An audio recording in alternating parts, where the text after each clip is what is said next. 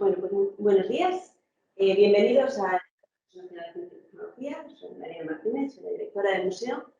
Y bueno, pues lo primero queremos agradeceros y daros la bienvenida al museo. Como lo conocéis, el museo es dedicado a la de la ciencia y de la tecnología a través de todo de los artefactos, de los artefactos y los objetos que han hecho posible desarrollar esta ciencia y tecnología, pero también en los que se ha plasmado. Pero también a través de otro tipo de actividades como este ciclo que estamos tan contentos de inaugurar. Este es el sexto curso, hicimos el ciclo de ciencia en primera persona, un ciclo de conferencias que realizamos en colaboración con el CSIC, con la delegación madrileña del CSIC, cuya delegada a continuación también os dirige unas palabras. El ciclo Ciencia en primera persona es una oportunidad que tenemos de conocer de cerca a quienes desarrollan, ¿no?, esta investigación, investigadores que se acercan a contarnos su trabajo, a contarnos sus experiencias y que nos permiten conocer así a los protagonistas de eso que en las salas nosotros queremos trasladar. Entonces, como os comentaba, este es el sexto curso que hacemos este ciclo. Este ciclo un domingo al mes. La página web del museo está disponible el calendario de todas las conferencias que tendremos a lo largo de este año. Por primera vez, el ciclo había sido siempre presencial hasta que el año pasado nos encontramos todos en esa coyuntura tan novedosa y tuvimos la suerte de ser capaces de desarrollarlo online, desarrollarlo en formato online en la página web del museo y en la página web del CSIC. Hay acceso a esas conferencias que celebramos cada uno desde su casa. Y este año hemos visto la oportunidad, estamos encantados de volver a vernos y a encontrarnos en este espacio, volver a hacerlas presencialmente, pero después de la experiencia y de ver lo bien que funcionó también el formato online y todas las ventajas que tenía esa posibilidad, hemos decidido sumar y hacer un formato mixto. Las conferencias entonces podrán ser seguidas en streaming a través de un enlace que se puede solicitar al museo. Quien no tenga oportunidad de acercarse al museo y acercarse hasta la sede de Alcobendas.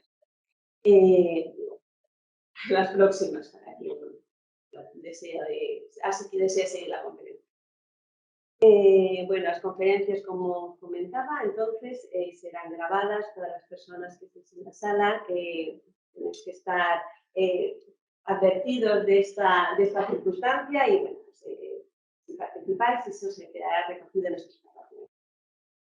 Y, bueno, pues poco más, invitaros a acompañarnos durante todo el ciclo y cuando, bien hoy o bien en otra ocasión, cuando os apetezca, si no lo conocéis, a visitar el museo, a visitar nuestras salas y a conocer ese otro relato de la ciencia y de la tecnología que os ofrecemos en el Museo Alcobendas, como si alguna vez os acercáis a nuestro Museo de Coruña, que también es igual de interesante. Y sin más, quiero dar paso a Marina Villegas, a la delegada institucional del CSIC en Madrid, que es la coordinadora y la persona, la auténtica artífice del ciclo. Nosotros somos quienes lo acogemos, pero ella es la mente que hay detrás. Muchísimas gracias a todos por venir. Muchas gracias, Marina. Lo hemos puesto fácil, nos llamamos las dos Marinas, para que os acordéis. Bueno, yo agradecer al museo, claro, lo coordinamos desde la delegación, pero este ciclo no sería nada sin la sede y sin los artistas invitados, claro, nuestros ponentes, que todos son investigadores o investigadoras del CSIC, que desinteresadamente ceden su tiempo el domingo y durante todo el año para sus investigaciones y para venir aquí a contar. Yo represento al CSIC, soy la delegada institucional en la Comunidad de Madrid, que nos dedicamos fundamentalmente a difusión y a las iniciativas de ayuda y de apoyo tanto a los centros del CSIC de Madrid, que son 35, como a los investigadores en todo aquello que necesiten, pero una parte muy importante es nuestra difusión. Por eso, como os invito a que conozcáis la página web de la delegación del CSIC en Madrid, donde están recogidos toda la labor que hacen, pero que pasa toda la labor del CSIC en el ámbito nacional. Sabéis que somos la institución de investigación del país, ahora mucho más porque se han integrado 3 instituciones que antes eran, digamos, independientes entre sí, que son Nacional de Investigaciones Agrarias y Agronómicas, el Instituto Geológico y Minero, que ahora habréis visto todos sus investigadores debido a la erupción del volcán de La Palma y el Instituto Español de Oceanografía, también habréis oído que tiene un barco oceanográfico estudiando, además de estudiar el volcán, aunque como espectáculo de la naturaleza, pues se hacen muchas cosas y entre otras tenemos mucha investigación en astronomía. Y aquí vamos a empezar con un doctor en astrofísica que nos va a hablar de este nuevo telescopio que, si no me equivoco, ya lo dirá él, se va a lanzar en diciembre y que se sustituirá en las tareas de investigación y de tecnología que está haciendo Santiago Arribas, que es nuestro ponente de hoy, es, como os decía, doctor en astrofísica y es profesor de investigación del Consejo Superior de Investigaciones Científicas en el Centro de Astrobiología del CSIC y del INTA. Es un centro mixto entre el CSIC y el Instituto Nacional de Tecnología Aeroespacial que pertenece a Defensa.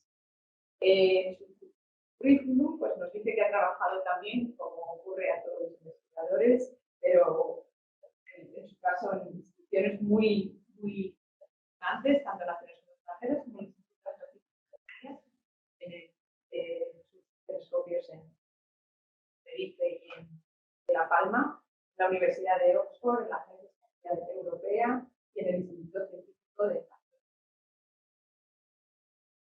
Tiene numerosos estudios en astrofísica estelar, formación y evolución de la galaxia.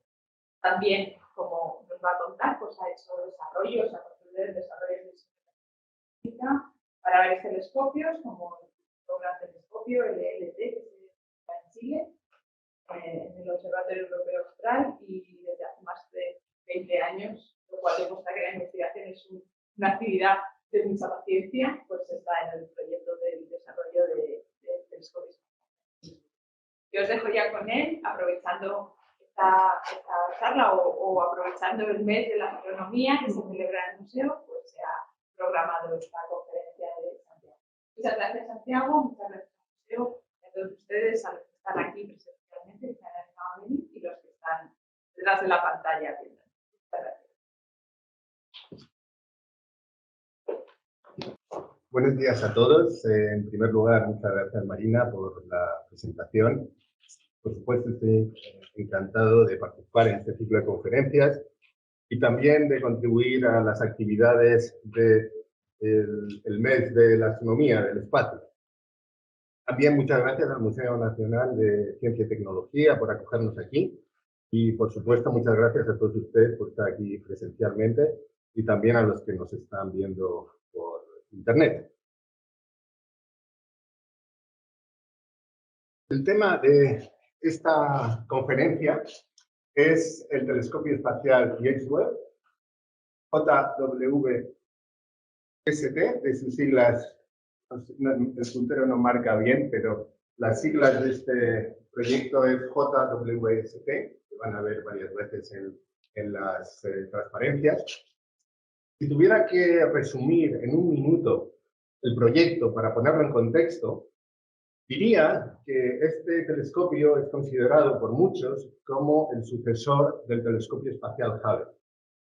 Es un gran reto tecnológico, tiene una enorme dificultad técnica que se desarrolla, y es un proyecto que se desarrolla en el marco de una colaboración entre las agencias espaciales americanas, la NASA, la Agencia Espacial Europea, la ESA, y la Agencia Espacial Canadiense, ESA. Tras más de 25 años de desarrollo, en los que han participado ingenieros, científicos, técnicos de las más diversas disciplinas, el telescopio está en este momento listo para su lanzamiento en diciembre desde la Guayana Francesa en un cohete europeo, en un cohete Ariane 5. Por tanto, es un momento, yo creo que por muchas razones, es un momento muy adecuado para hablar de este proyecto. He dividido la conferencia en 4 partes. En la primera parte voy a hablar del Hubble y de los temas científicos del James Webb. Vamos a ver cómo de alguna forma están conectados. El Hubble es, el James Webb es un proyecto técnicamente muy diferente al Hubble, pero va a continuar muchos temas y estudios científicos que han sido iniciados por el Hubble. Luego voy a comentar las características principales del telescopio. Posteriormente voy a hablar muy brevemente de los instrumentos científicos en los que ha habido una relevante participación española. Y para finalizar voy a comentar también muy brevemente algunos aspectos del lanzamiento y de la puesta en órbita del telescopio.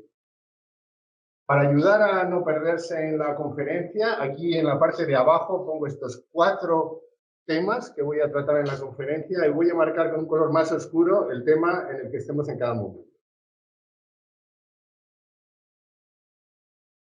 Bueno, como ha dicho Marina en la presentación, yo estuve trabajando durante muchos años en Estados Unidos, en el centro que es responsable de las operaciones científicas del telescopio espacial Hubble y, por tanto, es un proyecto muy especial para mí. De igual manera que lo es el telescopio James Webb, porque he estado trabajando ahí durante muchos años. Tengo que decir que me considero muy afortunado de haber podido trabajar en estos proyectos y, por tanto, también me gusta hablar de ellos. Con relación al proyecto del telescopio Hubble, quizá tenga que empezar diciendo que este proyecto no empezó muy bien. Quizás algunos de ustedes recuerden que cuando se recibieron y analizaron las primeras imágenes, después de su lanzamiento en 1990, pues resultó evidente que el telescopio tenía un problema.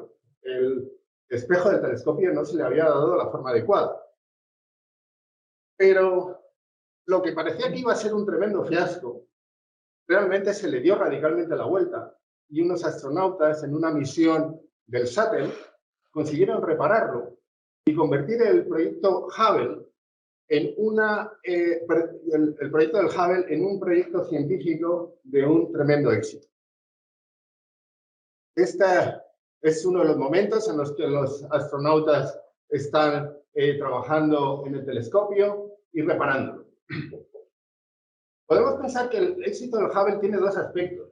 Por un lado, este telescopio ha obtenido unos resultados científicos muy importantes. Ha cambiado muchos aspectos de la astronomía. Pero además, tiene otro componente. El telescopio Hubble ha obtenido unas imágenes que han podido ser vistas por la sociedad en su conjunto y de alguna manera ha despertado el interés por la ciencia en la sociedad.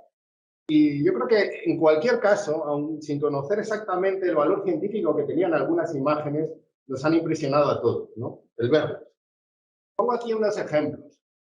Que la verdad es que no tengo tiempo para comentar estas imágenes, pero les recomiendo a los que estén interesados que vayan a esta página de internet, hubblesite.org, donde podrán encontrar cientos de imágenes y vídeos con explicaciones muy interesantes. Me voy a centrar en algunos resultados científicos. Como he dicho, el Hubble ha hecho descubrimientos científicos y contribuciones muy importantes en prácticamente todos los campos de la astronomía. Esto, en parte, se ha debido a que el uso del Hubble, al igual que va a ocurrir con el James Webb, está abierto a la comunidad científica internacional. Cualquier astrónomo de cualquier país puede proponer un programa, unas observaciones con el telescopio y un panel se reúne cada año para seleccionar los que son más interesantes, por supuesto, desde el punto de vista científico. Lo que quiero destacar es que con este sistema se han hecho muchos estudios que han dado lugar a descubrimientos totalmente inesperados. El telescopio Hubble ha contribuido de manera muy determinante a descubrir la energía oscura. También a muchos estudios acerca de los agujeros negros y el papel que tienen en la evolución de las galaxias. También estudios sobre cómo se forman los sistemas de planetas similares al sistema solar y muchos otros ejemplos. Por desgracia no tengo tiempo para comentar en detalle. Me voy a centrar en dos temas en los que el Hubble ha hecho contribuciones muy importantes. Uno es el descubrimiento de galaxias muy lejanas y otro es el de los exoplanetas. Me voy a centrar en estos dos porque quizás sean los más relevantes en el contexto del telescopio James Webb. A mediados de los años 90, un grupo de astrónomos utilizó el telescopio Hubble para obtener una imagen muy profunda, con mucho tiempo de exposición, de una región del cielo en la que aparentemente no había nada, según observaciones previas. El telescopio estuvo ahí apuntando muchos días, recogiendo luz si la había.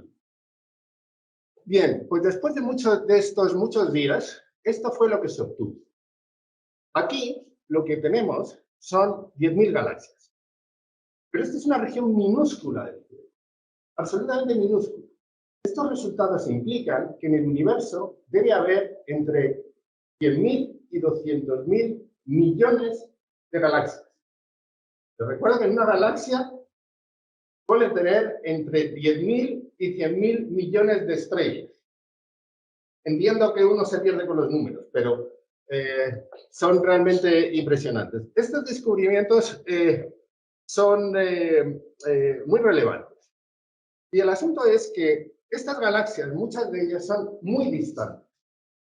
Y aquí tengo que hacer un paréntesis para explicar o recordar a los aficionados a la astronomía que cuando vemos un objeto distante, estamos viendo cómo era este objeto en el pasado. Este es un efecto que se debe a que la luz no se transmite de forma instantánea.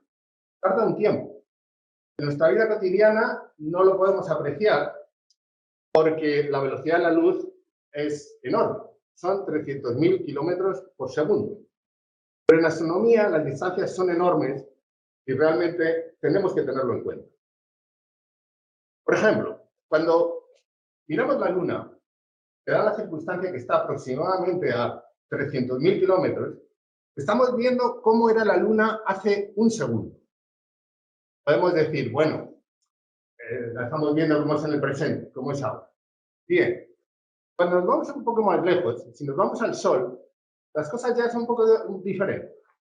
La luz tarda 8 minutos en llegar desde el Sol hasta nosotros. Entonces, cuando estamos viendo el Sol en un atardecer, estamos viendo la luz que entra en nuestros ojos. Y por tanto, esa luz salió hace 8 minutos del Sol. Estamos viendo cómo era el Sol hace 8 minutos. Bien, pues en esta imagen, la luz de alguna de estas galaxias ha estado viajando durante miles de millones de años antes de que llegara al Hubble y se pudiera producir esta imagen. Es decir, estamos viendo cómo eran esas galaxias hace miles de millones de años. Aquí voy a poner un vídeo en el que hacemos un auténtico viaje en el tiempo, según la distancia a la que están las galaxias.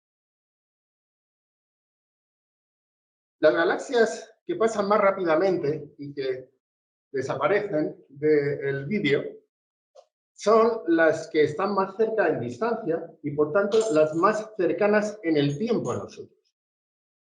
A medida que va avanzando el vídeo, vemos galaxias más y más distantes, más y más atrás en el tiempo. Y, por tanto, estamos explorando etapas más tempranas, cada vez más tempranas en la historia del universo. Estos estudios sobre galaxias lejanas fueron sorprendentes. Cuando se lanzó el Hubble, no se pensaba que pudiera llegar tan lejos y poder ver galaxias tan distantes. Y lo que ocurre es que estas galaxias, las más distantes que podemos ver ahora con el Hubble, son ciertamente muy, muy distantes. Algunas de ellas corresponden a épocas de en torno a una quinceava parte de la edad del universo. actuales. Pero no son las primeras que existieron.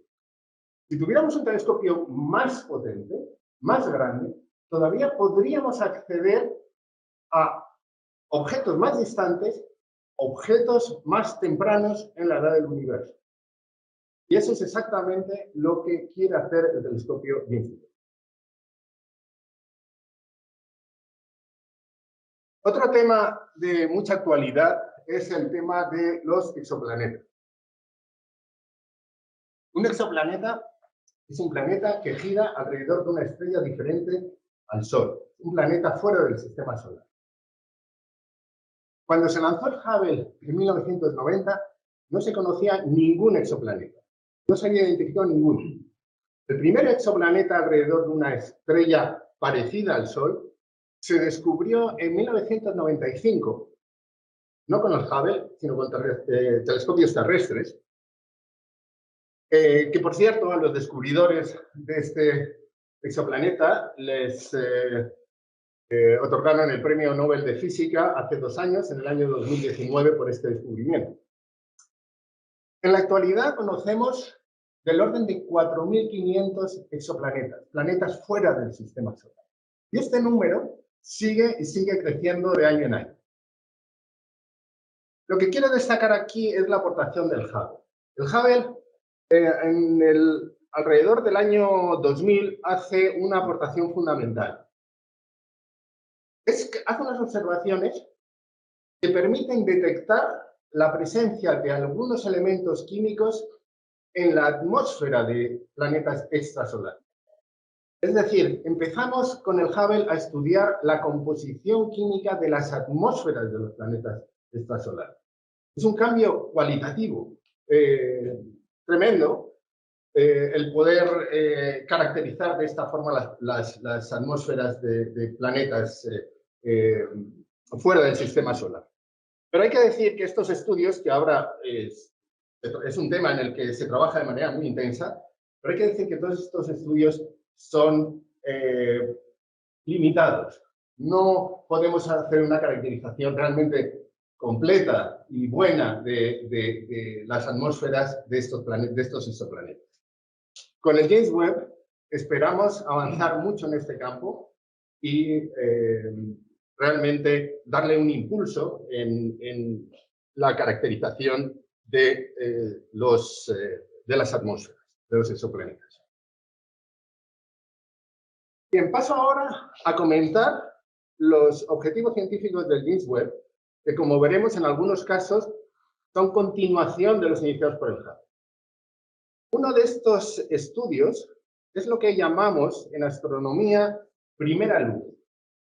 Con el James Webb pretendemos, o vamos a observar, los primeros objetos luminosos que existieron en el universo.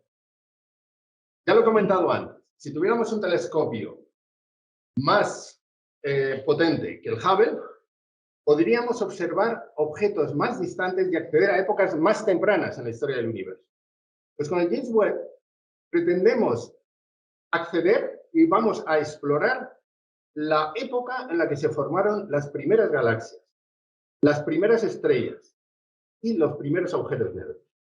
Este es un objetivo prioritario del telescopio. Además de las primeras galaxias que se crearon, vamos a observar muchas más galaxias más cerca en distancia a nosotros y también más cerca en tiempo a nosotros. Esto está representado en esta figura que tengo arriba a la derecha, en la que con esta zona blanca se representa el Big Bang y la flecha azul representa la progresión del tiempo. Vemos que las primeras galaxias se crean en esta época y a partir de ahí las galaxias empiezan a transformarse. Si tenemos muestras con muchas galaxias en diferentes épocas, podemos entender y podemos estudiar cómo ha sido esa transformación. Y no me refiero solo a la transformación morfológica, cómo han ido cambiando de formas, sino también cómo ha ido cambiando la formación estelar que tiene lugar en las galaxias y, en consecuencia, cómo ha ido cambiando la generación de elementos químicos a lo largo de la historia del universo. Otro objetivo científico importante del James Webb es entender mucho mejor de cómo lo hacemos ahora, cómo se forman los sistemas de planetas y cómo se forman las estrellas a partir de las nubes de gas y polvo que están en el medio interestelar. Y finalmente, como he comentado antes, los estudios de los exoplanetas. Esperamos poder caracterizar con mucho más detalle sus propiedades, si las propiedades de estos planetas son compatibles con la vida, si son planetas habitables, si podemos ver en sus atmósferas elementos y moléculas que sean consistentes con la vida, con la existencia de vida, lo que nosotros llamamos biomarcadores. Marcas en los espectros que nos indican que es posible la existencia de vida en algún planeta concreto. Para poder abordar estos temas, el telescopio, el James Webb, necesita tener dos características fundamentales. Por un lado, un gran espejo primario en el telescopio. Y esto quizás se entienda fácil. Cuanto más grande es el espejo principal de un telescopio, es capaz de recoger más luz y, por tanto, de detectar objetos que son más débiles a una determinada distancia o objetos que, aun siendo intrínsecamente igualmente luminosos, están mucho más lejos. La potencia de un telescopio se mide de alguna forma por el tamaño del espejo primario, el tamaño del espejo principal. Pero además, tiene que tener esta capacidad. Tiene que ser capaz de analizar luz infrarroja. ¿Por qué es esto? Bueno, hay varios motivos. En los dos temas que menciono arriba, las primeras galaxias y la evolución de galaxias, estamos observando objetos que están realmente muy distantes a nosotros. Por el hecho de que el universo se está expandiendo, esos objetos tienen una velocidad relativa con relación a nosotros, se alejan de nosotros a una determinada velocidad. Este hecho produce lo que conocemos como efecto doble, que consiste en que si el emisor se está moviendo con respecto al receptor, la frecuencia que se emite se altera y el receptor la recoge en unas frecuencias ligeramente diferentes.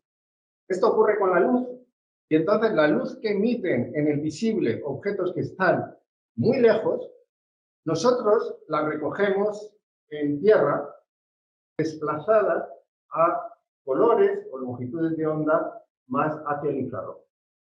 Este es uno de los motivos. Otro motivo es que en el infrarrojo, con el infrarrojo podemos penetrar más profundamente en las regiones donde hay mucho gas y polvo. En el visible, resulta más difícil y la luz queda absorbida rápidamente.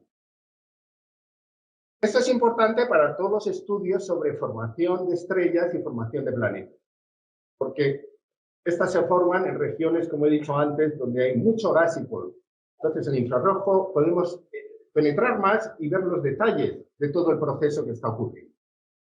Y por último, el infrarrojo es un rango de luz que es muy interesante para caracterizar los exoplanetas. Hay muchas moléculas y elementos que dejan marcas en esas longitudes de onda en particular. Aquí paso ahora a hacer una descripción general del telescopio. En primer lugar, lo que tenemos es el espejo primario, lo vemos aquí en amarillo. Lo voy a poner aquí un momentito para indicarlo con el dedo, ya que no funciona. Este es el espejo primario, tiene 6,5 metros. La misión es recoger la luz y concentrarla en el espejo secundario, que está aquí, y el espejo secundario la focaliza a la zona de los instrumentos, no se ve bien, pero los instrumentos están en la parte de atrás del espejo. Es esta zona azul. Otra estructura que llama mucho la atención es todo esto que vemos aquí. Nosotros lo llamamos el escudo solar. Tiene la misión de reducir, de enfriar el telescopio y los instrumentos. Luego veremos por qué esto es importante. El observatorio va a estar, el telescopio va a estar situado en una órbita muy lejana a la Tierra. Esto hay que hacerlo así para evitar la contaminación que la Tierra y la Luna producen en el infrarrojo. La Tierra y la Luna emiten radiación infrarroja y lo tenemos que poner muy lejos para evitar que esa luz que emite la Tierra y la Luna contamine las medidas que queremos hacer con el telescopio. Va a tener 4 instrumentos científicos, están pensados para analizar luz infrarroja.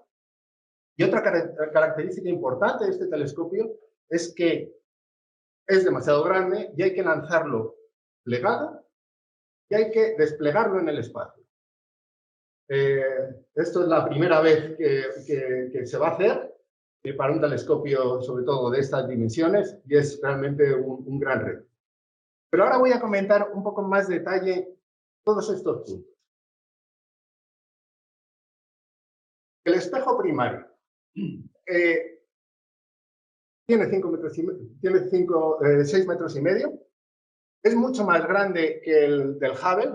En la imagen que tienen arriba a la derecha pueden ver la comparación entre el espejo del Hubble, que tiene 2,4 metros de diámetro, y el tamaño del espejo primario del James Webb, 6,5, como he dicho. También llama la atención que no es un espejo monolítico de una única pieza, sino que está formado por 18 segmentos individuales, hexagonales, de berilio. Es un material muy apropiado, es ligero y tiene unas propiedades muy adecuadas para un espejo. Y está recubierto de oro. Está recubierto de oro, es una capa muy finita de oro. Y esto es así porque el oro es el elemento que mejor refleja el infrarrojo. Si estuviéramos buscando un telescopio que reflejara en el visible, pues no veríamos ese color amarillo, veríamos pues como los espejos a los que estamos acostumbrados. Este diseño tiene 2 ventajas. Por un lado, reduce el peso, porque los hexágonos ahora pueden ser bastante finos para mantener la rigidez. Si el espejo tuviera que ser de una pieza, tendría que ser muy grueso y entonces pesaría mucho más. Esto es muy importante cuando se va a lanzar algo al espacio. Las limitaciones de peso son críticas y por eso se elige este diseño. Además, permite plegarse. Y en la segunda imagen a la derecha, pueden ver el telescopio en la configuración plegada, donde están los 2 laterales hacia atrás, plegados, y también el secundario está plegado hacia el primario. La precisión con la que se da forma a los hexágonos es de unas pocas decenas de nanómetros. Un nanómetro es una millonésima parte de 1 milímetro. Y yo entiendo que ahora seguramente ustedes están un poco perdidos intentando entender cómo de pequeño es esto. Para ilustrar la precisión, supongamos que el hexágono tiene unas dimensiones no de 1 metro, sino de 1000 kilómetros. El tamaño de la península ibérica, el tamaño de España. El error que tendrían en la forma, de pico a valle, sería de 2 centímetros en 1000 kilómetros. Pero es más, estos espejos se construyen en laboratorios que están a temperatura ambiente. Van a trabajar en el espacio a temperaturas por debajo de menos 200 grados centígrados. Y cuando hay esa diferencia de temperaturas, pues sabemos que las cosas se contraen. A estos segmentos no se les da la forma de trabajo, la forma correcta, entre comillas, de trabajo. Se les da una forma aparentemente incorrecta, pero cuando se contraen en el espacio es cuando adquieren la forma, cada uno de ellos, correcta para que funcione.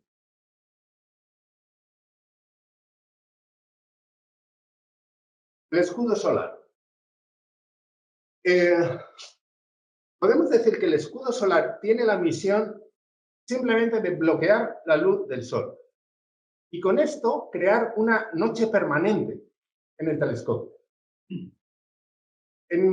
Aquí tenemos la configuración en la que va a trabajar. Aquí tenemos el sol, voy a ir otra vez aquí.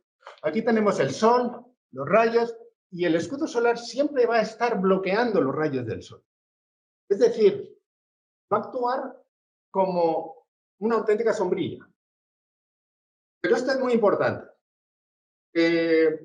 Nosotros sabemos que en la Tierra, para ver las estrellas, las vemos durante la noche. Durante el día no las podemos ver porque tenemos a nuestro alrededor muchos cuerpos que emiten mucha luz y esto hace que esta luz se mezcla con la de las estrellas, que es infinitamente más pequeña. Y al final no tenemos el contraste para ver las estrellas. Pues si esto es entonces lo que hacemos con el telescopio, lo dejamos a la sombra, creamos esta noche, y si quitáramos el escudo solar, lo que pasaría es que los rayos de sol incidirían sobre el telescopio y los instrumentos, los calentarían, y los cuerpos calientes emiten en infrarrojo. Es decir, se crearía un ambiente con contaminación de luz y esta luz no se podría distinguir fácilmente de los objetos astronómicos que queremos ver. Entonces, la otra manera de verlo es que con el escudo solar lo que conseguimos es enfriar el telescopio y los instrumentos. De esta manera se reduce mucho la radiación infrarroja que emiten y, por tanto, podemos medir radiación infrarroja de los objetos astronómicos. Como ven, el tamaño en sus dimensiones más largas son 21 por 14 metros. Esto es aproximadamente una cancha de tenis. O sea, es realmente de unas dimensiones realmente grandes para un satélite que tiene que estar en el espacio. Y tiene 5 capas, aquí se pueden ver, 5 capas de un material compuesto que se llama Kapton. Es extremadamente fino, es mucho más fino que una hoja de papel.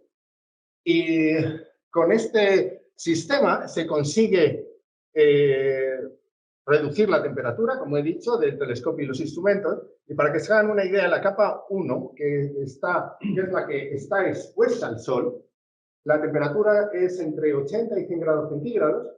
La capa quinta, que es la que está más cerca del telescopio y los instrumentos, está a menos 230 grados centígrados. Es decir, hay una diferencia en este espacio tan pequeño de unos 300 grados centígrados, más de 300 grados centígrados.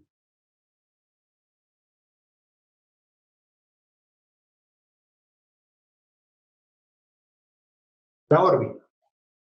El telescopio va a estar a 1,5 millones de kilómetros de la Tierra. Esto es 5 veces la distancia entre la Tierra y la Luna. Por comparación, el Hubble está a 550 kilómetros, aquí al lado. Como he dicho, ¿por qué se hacen esto? Pues la razón es que queremos alejar el telescopio de la Tierra y de la Luna para evitar la radiación que ellas emiten en el infrarrojo. Como consecuencia de que va a estar tan lejos, pues no va a ser posible que haya misiones tripuladas con astronautas para arreglar problemas o cambiar instrumentos. Esto, a su vez, ha tenido la implicación de que en este proyecto ha habido que hacer un montón de ajustes, comprobaciones, testeos sin precedentes en la historia de la astronomía espacial. Esto también ha provocado, de alguna forma, el que haya llevado tanto tiempo hacer este telescopio. Algo importante es que el James Webb va a orbitar al Sol, va a ir dando vueltas al Sol. A diferencia del Hubble, que da vueltas a la Tierra, el James Webb va a dar vueltas al Sol, pero lo va a dar de forma acompasada, de forma sincronizada con la Tierra. Es importante, siempre se va a mantener esta configuración. El Sol, la Tierra y el telescopio, que estará aquí, van a estar siempre alineados. Esto es importante por dos motivos. Primero, para facilitar las comunicaciones.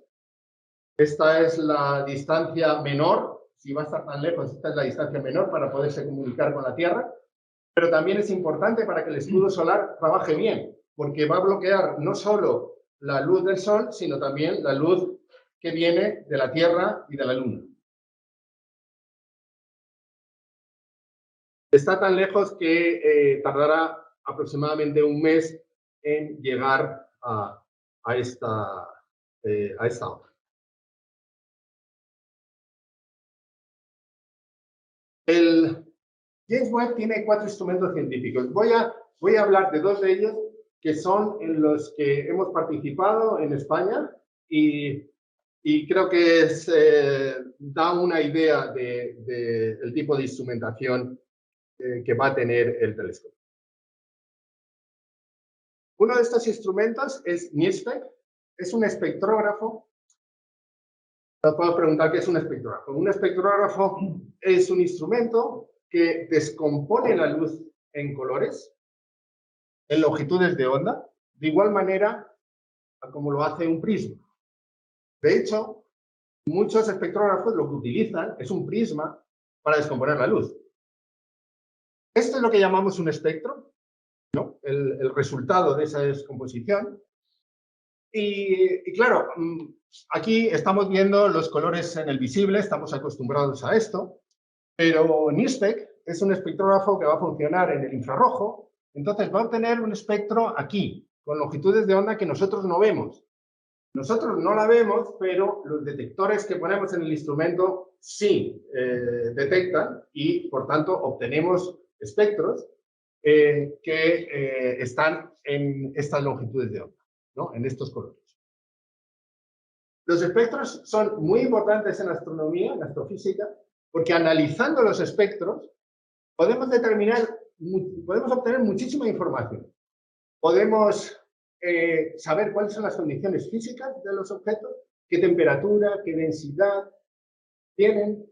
Podemos saber qué composición química tienen. Podemos saber si hay determinados elementos, si hay oxígeno, si hay carbono, si hay agua. Podemos inferir esa información. Y además podemos saber los movimientos, no solo el movimiento del objeto con relación a nosotros, sino si ese objeto tiene movimientos internos de algún tipo. Todo eso lo podemos estudiar a partir de los espectros. Por eso es tan importante que un telescopio como el Hubble tenga espectrógrafos. Esto nos ayuda, nos da una información muy, muy valiosa para caracterizar y estudiar los objetos. Con este espectrógrafo en particular, es además especial, tiene la capacidad de hacer lo que llamamos espectroscopía multiobjeto, que consiste en obtener espectros de muchos objetos a la vez. Tiene un dispositivo que es muy novedoso, no puedo detallarlo aquí, sería algo muy específico, pero permite observar cientos de objetos, galaxias a la vez. Otro tipo de observaciones es lo que llamamos espectroscopía 3D.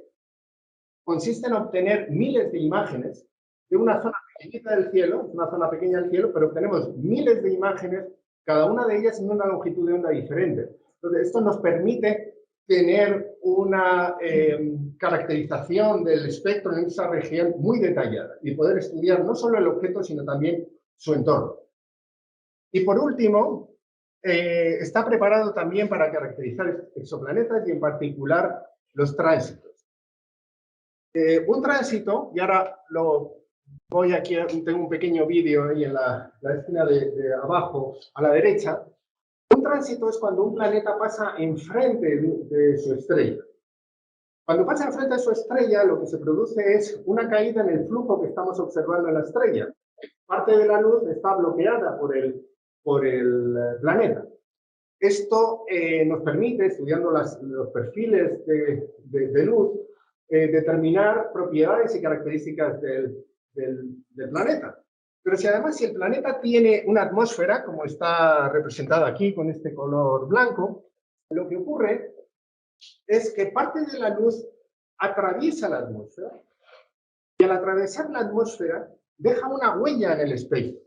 Según los elementos, según la composición que tenga la atmósfera, deja una huella característica en el espectro.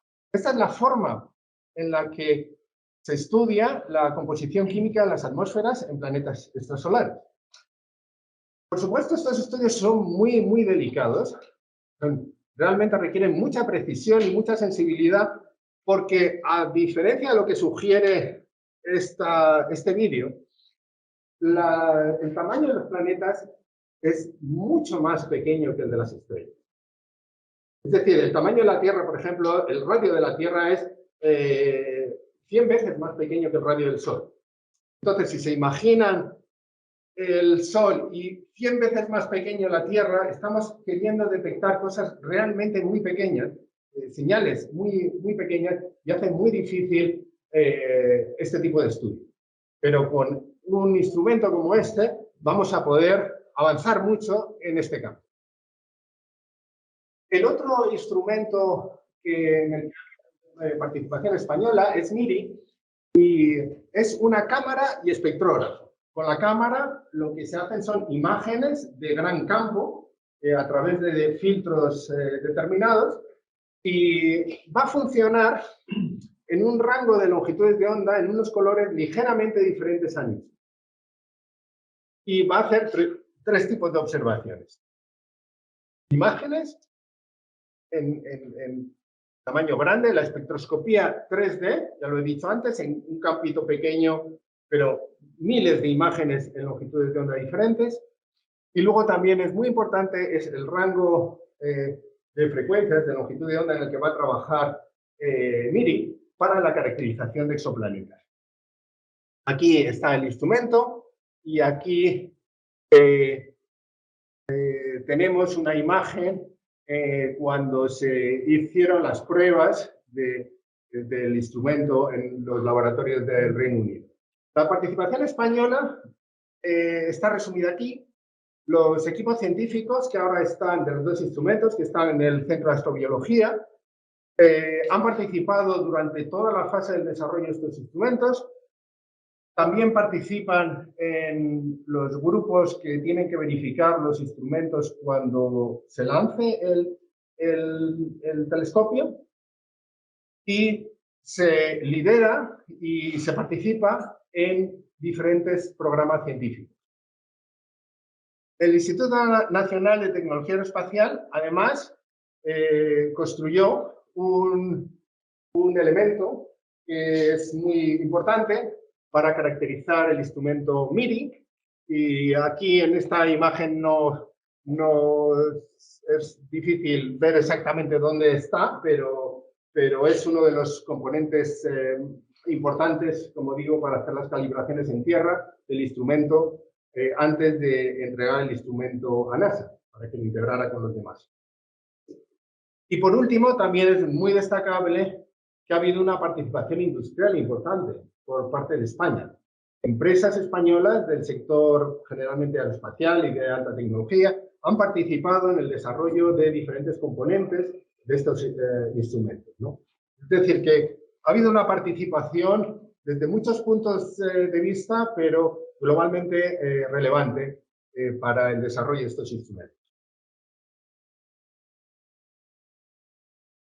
Bueno, he comentado antes, ¿no?, que en su configuración de trabajo el telescopio y el escudo solar son demasiado grandes y tienen que lanzarse plegados.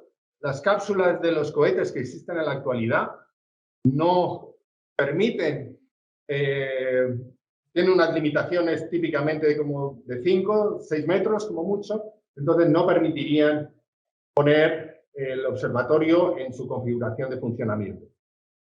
Debe lanzarse plegado y debe desplegarse y ajustarse en el espacio. Aquí en esta fotografía, que de hecho se ha tomado en agosto, el observatorio está ya plegado, está en la configuración de lanzamiento. En la siguiente imagen vemos el telescopio y el escudo solar ya dentro de la cápsula de lanzamiento y en la última todo el cohete con el telescopio preparado. Ahora tengo un vídeo de lo que esperamos vaya a ocurrir. Es un vídeo en el que tiene una primera parte donde vamos a ver el lanzamiento y luego vamos a ver el despliegue de forma muy abreviada. A ver si puedo pararlo en la mitad para poder explicar alguna cosa. Bien, esta simulación es lo que esperamos que ocurra en diciembre de este año. El telescopio se va a lanzar en un cohete europeo, como ya he dicho antes, Ariane 5, desde la Guayana Francesa. Es posiblemente el cohete más fiable que existe en la actualidad, con la mejor tasa de éxito en los lanzamientos. Aquí vemos cómo está ganando altura. Una vez que los propulsores laterales consumen el combustible, se expulsan. Y posteriormente, una vez que el cohete abandona la atmósfera, ya puede liberar la cápsula, la cápsula, y aquí lo voy a parar un momentito, a ver si lo puedo. Muy bien. Y ahora, aquí tenemos ya cuando el telescopio se ha liberado de los diferentes componentes del cohete y empieza la fase de despliegue. Lo que voy a enseñar a partir de ahora es una secuencia muy resumida de todo el despliegue. Esto tiene lugar en un periodo de aproximadamente 2 semanas. He evitado muchos despliegues intermedios, me he centrado en lo más importante para evitar que el vídeo sea demasiado largo. Lo primero que se va a desplegar es el panel solar que da energía a la electrónica que controla el satélite, ahora la antena de comunicaciones, y ahora empieza el despliegue del escudo solar, primero un lateral y ahora el otro. Ahora vamos a ver cómo el telescopio se separa de la estructura del escudo solar, sube, se levanta y empieza el despliegue final del escudo solar. Se quitan primero las cubiertas. El telescopio a estas alturas está mucho más allá de la Luna. Todo esto ocurre ya muy distante a la Tierra. Se quitan unas coberturas que hay en el centro y se despliega. Y ahora se da tensión al panel para separar las 5 capas que son las que hacen el efecto de enfriar el telescopio y los instrumentos. Una vez que ha terminado esta fase, empieza el despliegue del telescopio, primero el secundario y ahora los 2 laterales, uno y ahora viene el otro. En este momento, el telescopio está aproximadamente a 1 millón de kilómetros de la Tierra. Voy a parar aquí. Esta parte oscura que se ve aquí detrás del espejo es donde van los instrumentos científicos.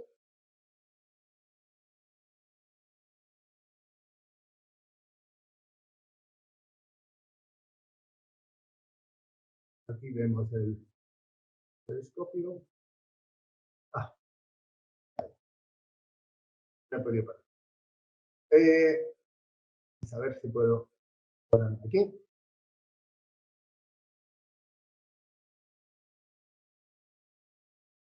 Un segundito y me paro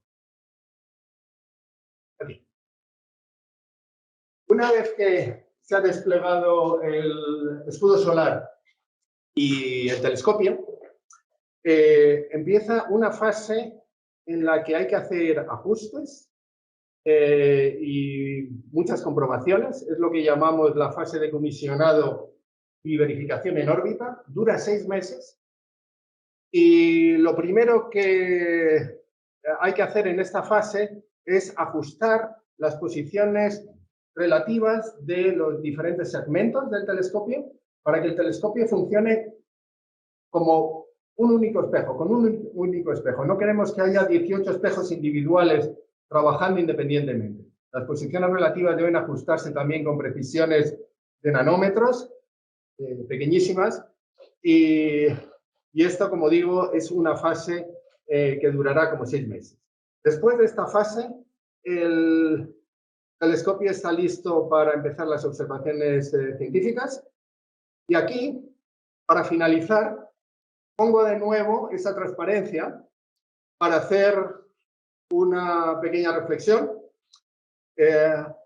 Al principio, muchos estudios científicos van a estar centrados en los 4 temas que les he comentado anteriormente. Los primeros objetos luminosos en el universo, las primeras galaxias, los primeros agujeros negros, las primeras estrellas, la evolución de las galaxias, cómo se han ido transformando hasta el presente, la formación de los sistemas planetarios alrededor de otras estrellas, cómo tiene lugar la formación estelar y los exoplanetas. Lo que quiero resaltar es que, al igual que el Hubble ha hecho descubrimientos inesperados, y que de hecho en muchos sentidos han sido los más interesantes, los 2 temas que les he mencionado, los exoplanetas, las galaxias distantes, no estaban previstos cuando se lanzó. Pues tenemos que pensar que con el James Webb va a pasar algo parecido, porque va a explorar zonas del universo de las cuales no sabemos nada. Y por tanto, tenemos que estar preparados no solo para estos temas, sino también para lo inesperado. Y con esto les digo, si quieren más información, tanto las páginas de NASA, las páginas de la ESA y las páginas del propio telescopio, webtelescope.org, pueden encontrar un montón de información a todos los niveles. Y esto es todo por mi parte. Muchas gracias y termino.